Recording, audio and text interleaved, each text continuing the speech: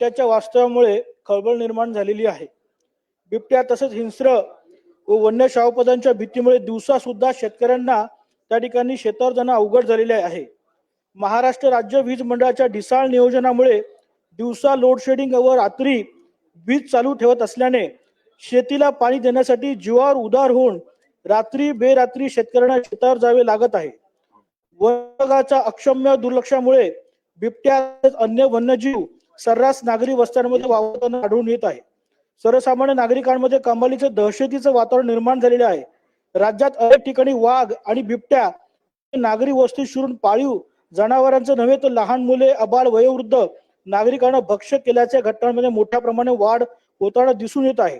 या सर्व गंभीर घटनांनी शासनाने तात्काळ दखल घेऊन बिबट्यांना तात्काळ जेरबंद करण्याचे वन विभागाला आदेश देणं, महाराष्ट्र राज्य वीज वितरण कंपनीच्या संबंधित अधिकाऱ्यांना दिवसाची लोडशेडिंग बंद करण्याची ताकीद देण्यात यावी, यासाठी मी हा पॉइंट ऑफ इन्फॉर्मेशनच्या द्वारे हा मुद्दा या ठिकाणी मांडून विनंती करत आहे। धन्यवाद।